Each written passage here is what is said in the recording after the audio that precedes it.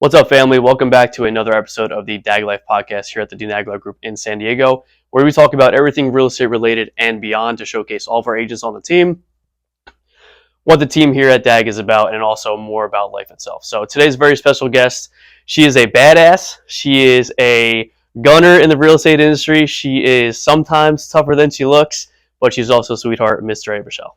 How are you? Hey, what up, Lou? How are you? Good, I'm good. And you? I'm super excited to have you on the show. We've had a fun, strong relationship now for a couple of years, so I'm excited to kind of hear more about Drea and her life. Yeah, I'm excited to be here. Let's do this thing. Appreciate you joining me. So tell me a little bit about, well, tell everyone a little bit about Drea, who Drea is, where Drea comes from, and what got Drea into real estate. Okay, yeah, so I'm a native San Diegan from here, born and raised, lived in LA for a couple of years, but basically here. I actually started in the real estate industry way back, started in mortgages first. Okay. As a senior in college at Cal State San Marcos, thought I was going to be a journalist or a producer. And I had a cousin from up north that was like, everybody's doing loans. It was like the wild, wild west back then. So I was like, okay, I interviewed the next day, got a job, and I made a lot of money really fast. Remind us again, when did you start this? 2004. So that's like you had 21-year-olds driving Porsches, multiple cars. It was wild back then. And then the market crashed. Right. So I had done everything that you could do in loans, processing, underwriting. And then the market crashed. I started working for a listing broker that did short sales. Okay. So that's how I got into the real estate side of things. And I was like a short sale negotiator and then a listing manager. Kind of turned my eye a different way than instead of working with the numbers, working with the people, really. So started doing mortgages and real estate for a couple years, doing both. And then I came to DAG and went full force with real estate, and now I'm here. So And quite the journey. Quite the journey. Yeah. So you were definitely obviously in all the crazy hecticness back in the late 2010s, yeah. Obviously got to see, so obviously being in real estate now for call it 20 years, right? You've seen 50,000 different markets, a lot going on. You've experienced a lot of waves, a lot of ups and downs, and I think we all have. I think it's very interesting to kind of touch on what you originally had planned to do going to college, being a journalist or a producer. When you say producer, what did that look like? I thought I was going to either work for, like I interned at some magazines for Gotham and thought I was going to do something with media. So I still got my degree. I have a BA in communications with the emphasis in media management. Right. It crosses over to real estate with now the social media and all the other digital marketing that you do with all kinds of industries. But so yeah, I thought I was going to be a TV producer. That was like my big dream. But yeah, now we're here. That's exciting, quite the turn. Yeah. But again, like you said, right, I think it goes hand in hand in terms of relationships and people. Right. And what we talk about so often is that real estate is not sales. It really isn't. The people that look at real estate as sales are people that ultimately lose or not the utmost respected realtors in the industry, right? Obviously, there's a sales component. Right. You have to be skilled at sales. You have to know what you're doing, and you have to be very good at negotiating. Right. But real estate, in its whole, in its entirety, is a relationship and people business. Right. And I think that gets lost so many times. Definitely. And it definitely gets lost with the wrong people, and I think we've all had our fair share of those kind of encounters. So kind of talking about everything that you've been through, right? It's been 2 decades in real estate. You've kind of see ebbs and flows, peaks and valleys nonstop.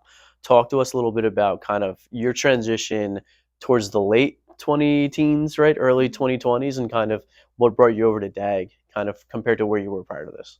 Yeah, so I'm independent, Miss Independent. So I was flying solo. Like I was doing everything. I was a brokerage that primarily, specialized in mortgages, but you had to have your DRE as well. So I was capitalizing on both, but you were kind of on your own little island, and it was time for me to level up. I felt like I knew everything I could know about mortgages. I knew enough about real estate, but in order for me to level up, I had to expand and align myself with people that knew more than I knew and knew how to do things better than I did. And it was the culture for DAG. It allows me to be myself. I'm not going to wear a mask. And I'm like that with my clients. I think my clients work with me because I'm real and they can relate to me in whatever way it is. And those are the clients that I want to work with so that I can be with myself and they can be themselves and I can help them get what they need to get as far as their long and short-term goals. Love that. And I think you touched on something super important in it. You said it yourself, and vulnerability is huge here, not only with the team, but also just in general in this kind of business. You said you knew you needed to level up, right, and that you couldn't do it on your own. And I think so often a lot of people get lost in the sauce of, hey, I have my own secret sauce. It's going to be the same thing forever. No one's going to get it. And I think one of the things that encompasses us as a team is the collaboration effort, right? In terms of whether you've been in real estate like yourself for 20 years or people that have been in the business for 6 months that are on the team, it's that collaboration is such a big component because things are always changing. Right. So obviously adapting into kind of different niches and people that work on different things is a huge component of the melting pot that DAG is, and I love that. And I think we can all kind of attest to what we get out of DAG, the kind of culture that comes within, so on and so forth. And I'm glad that I mentioned that you're a real badass in the beginning, because that is who you are. That is Drea, but not in an arrogant way. Just this is who I am. This is my personality, and your people love you for that, because real is rare and real is what's going to help people win. And I think we're in an industry where it's very easy to be fake. Right? There's a lot of commission check chasers out there, people that'll do whatever it takes just to get a deal done. And I think it's safe to say that there's nobody on this team that is like that, or they wouldn't be here at DAG. So in terms of like you yourself, right, looking back on your journey so far, what has been the toughest or most difficult, challenging lesson that you've learned in your real estate career in 20 years so far? Being able to pivot and know when you need to pivot. So being adaptable, because the markets change. What's good today might not be good tomorrow. There's always different programs that are coming out. And just being able to flow with that and be able to maneuver. Because some of the old school ways, they might be still valid today, but there's tons of other ways to, help your clients and achieve the goals that they want. So being able to be adaptable, to me, because I mean, I've seen it. I've seen whether it's individuals or companies that were thriving and literally tanked, when they couldn't pivot or they couldn't adapt. And I think that that's an important thing. But then also, I think equally as important is, like you were saying, relationships. I'm the type of realtor, I'm going to point out to you if something's wrong with the house. You could love it, but I'm just going to, my trained eye can probably see something that you might not be able to. My clients love that. I'm not going to just sell you something that you're going to regret buying a month later. And so, the relationships are big as well, because not only are you helping them do what they need to do, but also that helps fill your pipeline and helps fund your career, really is what it does. For sure, right? It goes back to relationships, because at the end of the day, people are always going to remember how you helped them through the transaction, whether it was good or bad. And obviously, when it comes to a real estate relationship business, right, we're not car salesmen where you'll never see the person ever again, right? It's very rare that you always go back to the same dealership. But when it comes to buying and selling homes, it's a huge financial investment, so much so to where they're likely going to work with you again, as long as you did it the right way and treated them respectfully, treated them honestly, and weren't just trying to get a check out of it, right? There's a whole bigger component too, and I think it gets lost so often in this industry, where there are very few people left in real estate, at least at what we can tell as like a grand scale, people that actually care, right? And so often, so much so to where the reason why we end up working with clients that had previous realtors is because they didn't get that elsewhere. And I think it's a testament to, one, how you're raised and trained in the industry, two, the systems and processes you have behind it, and three, the kind of person that you are. So ultimately, looking at kind of Drea's career in real estate, right? What has been probably, outside of the pivoting part, what has been like your proudest moment so far as a realtor? And I know you've had a lot. I've probably had a lot. I'm gonna need to pause for a second. I told you it's made it. Yeah, I'm like, hold on a minute. Let's see. I can rephrase the question. No, I think that let's I'll touch on a couple points. So I would say my proudest moments, I mean, just being able to achieve recognition, whether it's, top the XYZ% for X amount of years, but more so, for me, when clients come back around, that comeback that you were talking about, where I've done 3-4 transactions for one client at one point, where it's like, okay, I did a great job with this, then they bought another home, then they sold that home, and then they bought another home. So just being able to know that I'm hitting both their short-term goals, but their long-term goals, not just what you want right now, but also, okay, if you want this right now, but you also want this in 5 years, how do we make sure we hit both marks for you? Right, and it's all about game planning for the future, right, and goal planning. And I think not enough realtors understand the component of, when you help somebody get into a house or sell a house, it's not a short-term play, right? Some people do short-term play, right? Investors, flippers, so on and so forth, but it's a long play in terms of their future wealth and investments, so where you have to have that game plan in place. And like you said, the relationship component is a testament to your character and how they feel about you and how well you did for them coming back around. And I think that, excuse me, and I think that that's a huge testament to who you are as a person, right? So if you can look back, kind of when you were back in college, right, when you were going to communications, right, and you can kind of foreshadow your future, what did you honestly think your future looked like? Did this have anything to do with it? Not at all. Okay. Not at all. I mean, I'm going to be honest with you. I was like I said, it's kind of a fluke. I had a cousin that all of his friends were doing loans. He was like, it's easy. I'm like, do you need a license? You didn't need one back then. And I made a lot of money at a young age really fast. So it changed the trajectory for me. And then, I fell in love with it, and then learning more in not only the mortgage industry, but then the real estate industry. When the market crashed and I started becoming a short sale negotiator, that was kind of like the aha moment, because there were so many people that lost their homes, were trying to save them from losing their homes, or at least get some money from the bank before they lose their home, and how much that had an effect on them. And then 3, 4, 5 years later, there were some that, okay, now they're back up to where they need to be and they could buy again. Right. But that for me was like the human component entered the picture, because before with mortgages, you're working with numbers. Yes, you're helping with people, right, but you're working with numbers more so than emotions. So it's kind of like, I don't want to say people are numbers, but it's a little bit more real and in your face when you're actually doing real estate. So yeah, that was a big thing for me, where it was like, okay, you know what, this is affecting people's lives, it's affecting their whole families. Where are they going to go? How are we going to help them? How are we going to help them get back up here, because they're down here? So yeah, I didn't see myself doing this at all. I didn't even think about this, but I'm here. I'm married to the game. So And you had the pivot, right? You said it earlier, right? Pivoting is a huge component of life itself, right? So in terms of like obviously you experiencing all those challenges for other people, what has been a life challenging moment for you, even outside of real estate? I would say I'm a mom. I'm a mom of 2 boys. You're a great mom. I am a great mom. I'm a great mom. Thank you. And just being an example for them, just showing them, and everybody knows like I'm a bulldog. I'm gonna go get what I want. Nobody's gonna tell me no. I'm gonna figure out a way to get it done. And so, for me, being an example to my kids and being able to set a foundation for them, so they can have. My youngest one, he's like, I want to be a realtor when I grow up. And it's so funny because yeah, he had a thing at school, and the teacher was like, yeah, he did a whole presentation on it. And I didn't even know. It was like my little surprise. But sometimes I'll take him to go preview a home, and he'll start calling things out like, oh, I like that tile backsplash. This must be LVP. How old is he? He's 11. Love it. That's amazing. Yeah. He's got about 7 more years when we get there. Right, exactly. That's funny. That's super cool. And obviously, we know you're a great mother too, and that's a huge component of something we talk about often with a lot of the women here, and even a lot of the men, right? So having kids and balancing the work when you want lifestyle, but it's really 24/7. And real estate is one of those things where your output's going to come from your input. Tenfold, right? And it's not a matter of balance, it's a matter of harmony. And sometimes it's kind of hard to toe those lines. So what are some tips or tricks that you've had or been able to do to really balance that work-life balance with your children?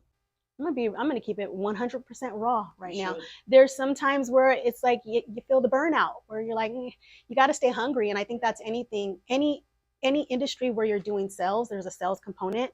Um, you have to stay hungry. And there's some times where it's hard to balance it. I'm not perfect every day. Sometimes, I might give a little bit more here, and then this side, sacrifices just a little bit, and I have to figure out how to balance it again.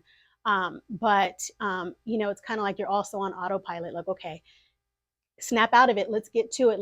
You know what you need to do. Let's go ahead and get it done. And then, looking at them, knowing what the ultimate goal is, that's what really keeps me in line, or kind of shakes me back into like, let's figure it out. But also DAG, the systems that DAG has, the accountability that DAG has, and the support that DAG has. Yeah, and I think that's a huge component and huge pillar to kind of everybody's success, right? Because at the end of the day, as a realtor, we're our own bosses, right? We are entrepreneurs.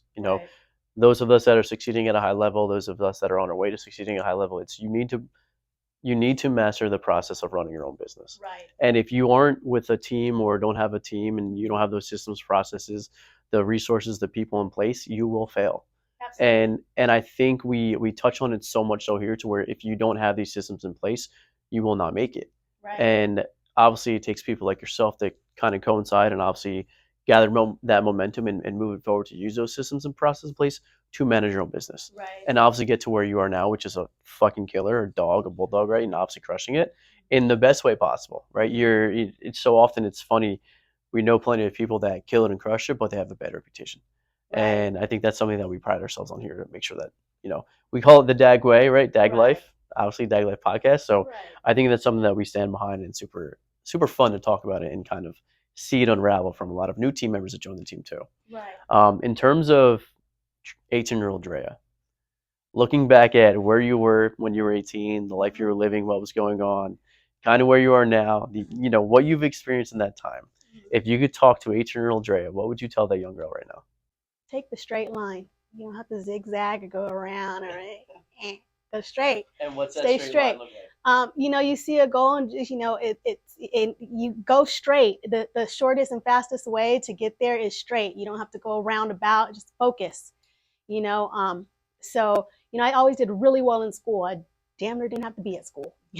Ditched a lot, but still got into San Diego State straight out of high school.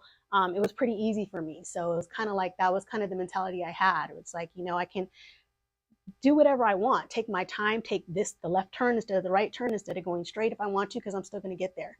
Right. But if I had a chance to talk to 18-year-old Drea, I'd say keep your head up, keep it straight, go straight, and just figure it out, right? Yeah. It's so often, it's funny, I saw a quote earlier that said, you don't have to be great to start, but you have to start if you want to be great. Yeah. And we all come across that quote all the time because it's very popular. But I think that's a testament to, there's so many people afraid to just go for something, right, to take the chance, just go after the goal, to where if you just start, you will figure it out along the way. Absolutely. That's the purpose of life. The purpose of life is fulfillment and growth. Mm-hmm. And you're not going to get either one of those things if you don't at least take action. Absolutely. So it's amazing to kind of hear what you would tell her right now, because it's just a matter of taking action. I mean, and even then, like out of school, I thought I was going to be a nurse. I went to the nursing program at SDSU. First semester, I had biology, and we were working with the cadavers. And I was like, oh, hell no. This is not for me, not for me. And I switched majors a couple times before I actually, saw what I really wanted to do. And even then, like I said, my degree, it's parallel with the industry, but it's, for a minute there, it was completely different. But yeah, just, figuring out what you want and going for it. Like you said, you got to start somewhere. Right. Love that. That's amazing. In terms of,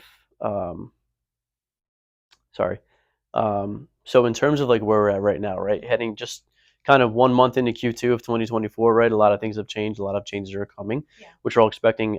In terms of like your business and from a professional perspective, for the rest of 2024, any current active business that you're excited about, or what you're looking forward to the most for the rest of the year? Yes, I actually have a new listing just hit the market today. Nice. In Lemon Grove. Beautiful 3-bedroom, 2.5-bath home loft that can be converted to a 4th bedroom. Beautiful, entertaining backyard, built in 2016, owned solar. Just hit the market today, so I'm excited about getting that sold for my clients. They're actually going to cash out here and then move to Uganda and build their own build their own property there, which is pretty exciting. That's amazing. What's the story behind that? They visited there back last year, and they stayed there for like 3 months. He works for the police force, and then she's a nurse, and they decided, you know what, this is what we want to do. We want to retire early. We're going to cash out, and we're going to move to Uganda. That's amazing. Yeah, so cool. I never ran across a Uganda travel story, relocation story, but it was pretty cool. So there's a first time for everything, right? Yeah. And I think it's something we always talk about, is you'll never have the same client twice. You'll never have the same transaction. You'll never have the same experience, but it's what keeps everything exciting, because it's not a monotonous, day every single day in real estate. There's always something different. So that's super cool, right? And in terms of like, obviously, you're excited about that. And in terms of the rest of the year, right? What are some goals or milestones that you're looking forward to hitting, whether it's real estate or even personal related? Well, as far as real estate's concerned, just, educating my clients, because there are a lot of people that are scared right now. They don't necessarily have the information they need, or they're reading or looking at the news and the media, and they're feeding them stuff that might not be true. But educating them as far as what those changes are and what that means for them, and still keeping them in a position to where they can achieve their homeownership goals. So whether that's buyers or sellers alike, being able to provide them with the knowledge and the education to be able to bring value to them, so they understand exactly what's going on and how it affects them. And it's important to note that it really is never about selling anything on information. It's always about just information to give, right? It's, as experts, as advisors, as educators of real estate and practicing real estate, it's our responsibility to advise our clients, hey, this is the pro, the con, this is the good, the bad, the ugly, the risk versus reward, and advise them. And then it's their decision to make, right? At the end of the day, we need to help them understand kind of what the reality is, and then they make the decisions from there. It's on their own. Exactly. From a personal perspective for life, if your kids were here right now, what is something from advice that you would give them that's not what you would tell your 18-year-old self? Advice. That's not what I would tell my 18-year-old self. I think it sounds cliche. Sounds a little cliche, but it's so accurate. Like, find something that you love, that you're passionate about, and focus on that. Put your all into it. It doesn't matter if I even tell you that you can't do it or you shouldn't do it. If that's what you're passionate about and that's what you want to grind it out and make it happen. Yeah, and make it happen, right? It's at the end of the day, it's whatever you're most passionate about is what you need to pursue because it likely has something to do with what you're drawn to and your goals in your life. And it's upsetting to know of people that are so excited about certain things in their lives and so passionate about certain things, but they're afraid to pursue it. Afraid to pursue it, or then people get in their ear and they kill their dream because that person wasn't able to do something like that.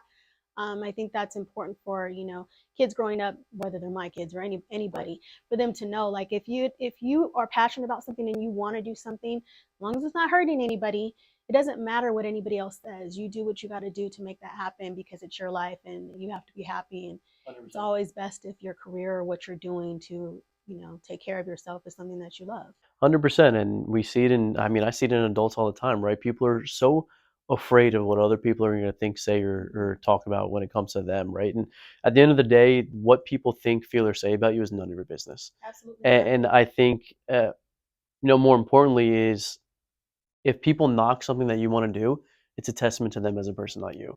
Oh yeah, it speaks more about them for sure than it does about you. I agree. And right, and at the end of the day, we're all just trying to build our own legacy. We're all trying to leave behind our own version of a legacy, and legacy is something that we always talk on with the show. And legacy is something that's super important to Dean and Afro, and something that's super important and prevalent to DAG as a whole. So in terms of legacy building, legacy down the road, when all is said and done, Drea down the road, what is something that you want your legacy to be of, and what do you want Drea to be remembered for? I think I make it pretty clear to people, and they only need to meet me maybe one time. I mean, I'm very, you know, I know what I want. When I know what I want, there's nothing stopping me from getting it. I can be pretty aggressive, but I'm fair. And I hear that quite often. I'm the people's advocate. So it's like I'm going to work as hard as I can for my clients, and I'm pretty successful at doing that. And that's where the negotiation skills come into play, but also wanting the best for them. So my legacy, as far as that is all concerned, is to be an example, and gender roles don't stop anything. I'm a mom. None of that stops anything. So to know that I never gave up on myself, never gave up on my goals. Sometimes you get a little sidetracked, but don't let anything knock you off your path. And I think that like I said, it only takes people a couple times to meet me to understand that what I'm about. So Love that. I love that's amazing. I kind of just got chills thinking about that because, and that's why you and I connect so well because we're very similar in that regard. I think when you have the drive and dedication the way that you do, or myself or even other people on the team, is nothing and nobody's going to stop you. right. And I think sometimes it comes off in an ignorant or arrogant way, but the problem is that people need to understand is it's my life, it's your life, it's our life.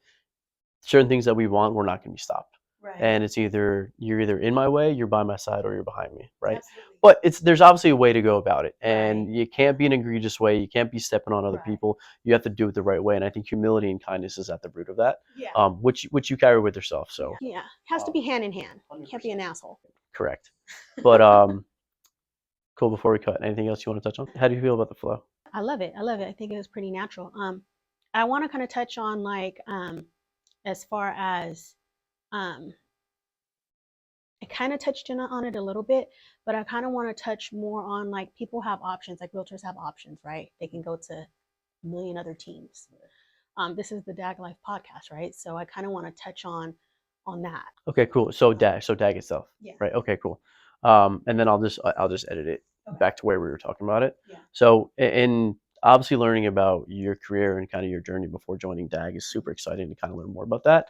Your time with DAG, it's been a few years they've been on the team now, so it's funny to think about because obviously in the chair that I sit in, the hat that I wear in terms of like helping grow the team, especially alongside Gil, we've had 5, 6, 700 conversations over the last 2 years. Right. We haven't hired everyone, obviously. We're over 100 agents.